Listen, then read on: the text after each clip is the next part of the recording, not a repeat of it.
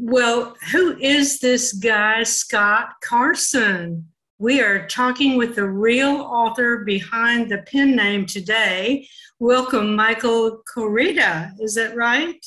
That is right. Yes, sadly, the secret is out. So The secret is out. you blew Well, my cover. Michael or Scott, your latest novel, Where They Wait by Scott Carson, is written under the pseudonym Carson. And before we talk about your real identity, I would like to hear a little bit about your newest story. So, what happens to Nick Bishop, that guy that never dreams? So Nick Bishop he had been a war correspondent, worked in the newspaper business, and then he's laid off as his newspaper downsizes. And the only job he can find is a freelance piece that takes him home, which is back to a small town in Maine. And he's a serious journalist. You know, he doesn't have a whole lot of appreciation for this little alumni magazine profile that he's working on, which is about a company called Clarity. And Clarity they make an app that is supposed to be a mindfulness app that relaxes you, helps you cope with anxiety, puts you to sleep.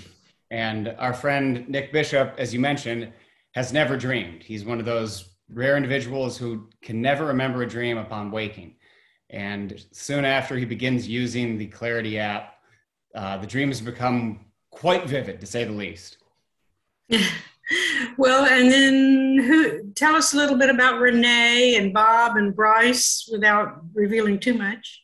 Sure. So the brains behind the operation of Clarity, we have a younger guy named Bryce, who's sort of the tech behind it. And then the chief operating officer of the company is actually one of Nick's old friends. So they haven't spoken for years, and they're sort of reunited at this, both on the job, and then also they have a tie back to this small pond camp in Maine. So it's a very Maine-based book. I spend a good amount of time up here, and Scott Carson, according to the pseudonym, is a Maine native. So, you know, I'm embracing that for him. Okay, and this app doesn't exactly work as it should. Can you tell us again without too much? Without giving too many spoilers. Well, here's how I would explain that. I was thinking in the early days of the pandemic, when we were all locked down, I read an article that mentioned how the download rates for mindfulness apps had just gone through the roof. And everyone was trying to tap into these, you know, kind of the sleep stories of calm, and there's like 10% happier. There are a bunch of them, but they were trusting apps as a way to calm the mind. And I read a few pieces about the technology and you know, like many things in the tech world, there are no guardrails on this. And I thought, wow, that's a really interesting thing if you're a paranoid fiction writer like me, to say, well, I'm going to turn my subconscious over to someone else and trust that it's going to go well. And I thought, gee, what if it doesn't? You know, what if it doesn't go so well? And it's basically from there off to the races. It's fun in a horrific way. Thank you. I want to be both of those things. Yes. What do the loons in the story represent? That's a great question. I'm glad you asked. So again, I worry a little bit about some spoilers to the plot, but if you've ever heard a loon, you know, the sound of one in the wild, it is one of the most beautiful but also haunting things that you ever hear. And it also sounds, or we have co-opted it as a very peaceful sound, but it's sort of anything but that. It's really territorial. And loons are they're very interesting birds in terms of the habits and routines they have, and the way they both create a sense of a home identity and return to it and protect it. And so we can hear them where I am in Maine, and I love the sound, and it seemed like just sort of nice atmosphere. But I thought maybe there's something I can do that's a little bit more interesting with this. Although I will tell you that my editor, one of her early notes was, we're hearing too many loons, too many loons, too many loons. So I pared back on some of the loon. Okay, well, I like the loons personally. Thank you. Is this novel about evil or defiance of death or both? It's about both. That's a really good description. Actually, I'll steal that one. I was very intrigued with the question of, can you take a technology that is both, helpful and harmful at the same time? And I feel like we do this. We as, humanity, we're always doing this. We have something that in the right hands with the right intentions could be very beneficial. But you can take the exact same tech, the same tool, and pivot the motivations, and suddenly it's a very dangerous thing.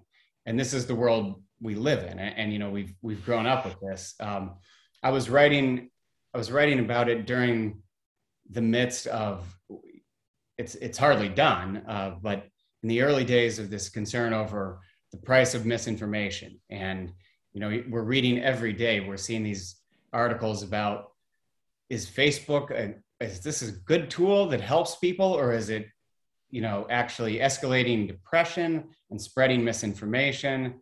Twitter, the same thing. So it was sort of out of that swirl of, what's good and what's bad. I wanted to come back and take something that felt a little more ancient and moved up to our present moment. Do you think that we as a society put too much emphasis on fear and not enough emphasis on hope? That is a really good question. I would say yes. I would absolutely say yes. And I'm trying to, for a horror novel, I view this as a hopeful book too. I want that undercurrent of the happy ending to be wrapped within all of this terror. So that's one of the interesting things about the horror novel is I tend to find writers in this genre are maybe a little more cheerful and funny and optimistic than some other writers. And then you talk to stand-up comedians, and often they're the darkest, most tortured people you ever meet. So it's an interesting reversal of worlds there. But I do think we could all benefit from a little more hope. Oh, yes, indeed. Well, now you published your first novel at age 20, and you actually wrote 2 published novels before you left college. Is this writing thing just in your DNA? I mean, who taught you to write this riveting dialogue? 1,000 writers taught me. I mean, I came to writing early because I loved reading. And I know that sounds trite or cliche, but it's the truth. As soon as I understood that you could make a living doing this, it was really all I wanted to do.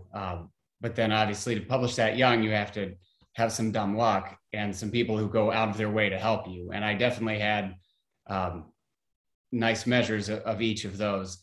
In terms of people who went out of their way to help me, I had a neighbor named Michael Koryta, who was the general manager of the newspaper in my town. And he introduced me to a writer named Bob Hamill, who became a great mentor and friend. And he helped me get my foot in the door early with St. Martin's, where my first books were published. And people like that going out of their way to help, a kid who says, hey, I want to be a writer, made the difference between me publishing at 20 and, I don't know what. I mean, right. They were huge. Well, Stephen King gives you high praise for these Carson books, both book 1 and book 2. Do you know Stephen, or have you gotten to know him? What's the relationship? Yeah, I've had a chance. Michael Koryta had a chance to meet him a few times along the way. And one of even after, 18 years of doing this, one of the things that I will never really be able to respond to with anything less than a sense of sort of the surreal and certainly very humbling is the knowledge that someone like Stephen King is actually out there aware of me and reading my stuff, let alone supporting me. I mean, he's been a truly supportive writer. And when I talk about people who helped early, long before I ever met him in person, his book on writing came along when I think that was published when I was 18 years old. And I mean, he talked about the right book at the right moment. It was exactly what I needed. It blended the world that Hamill had introduced me to with Strunk and White and William Zinsser, and the sort of the fundamentals, omit needless words, and then brought it into the fiction craft. And that book, it both adds a layer of inspiration while removing a layer of confusion and mystery. I think it deepens your appreciation for the craft, but also helps you to understand it as a craft that needs to be approached through hard work and clean writing. And I could not overstate the impact that On Writing had for me, and what it has meant to me on a personal level to get to know Mr. King and have his support. That's truly one of the really special things in my life. Yes. Well, now your dialogue, I find, is just absolutely amazing. Have you always just had that natural ability, or did you struggle with that? Writing good dialogue? Yeah, I would say I struggle with it, but I also want to be candid in terms of, I think you bring a certain gift to the table. Every writer has certain tools when they start out. And I probably did have a better ear for dialogue I was probably stronger with dialogue than I was in a lot of other areas.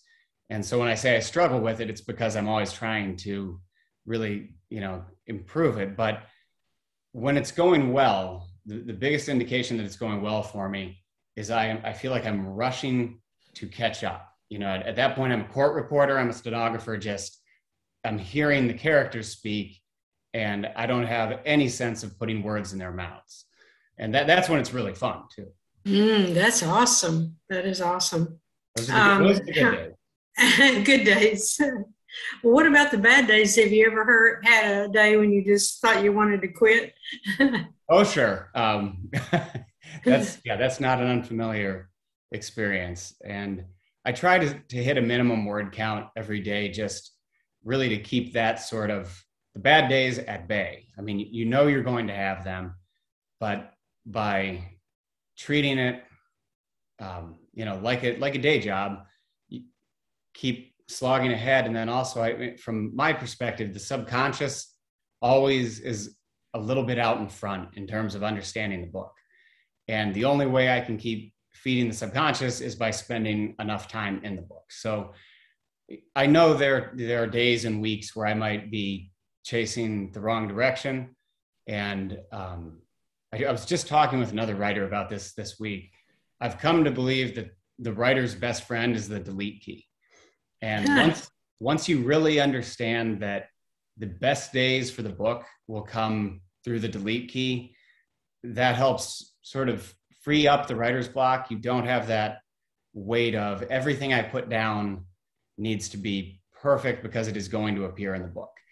William Faulkner said, I'll probably butcher the quote, but it's essentially, he said, get it down, take chances.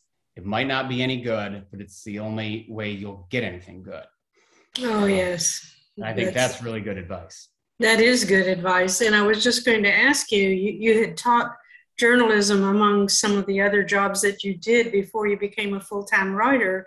What advice would you give to someone who's really struggling to break into publishing, whether they're young or old?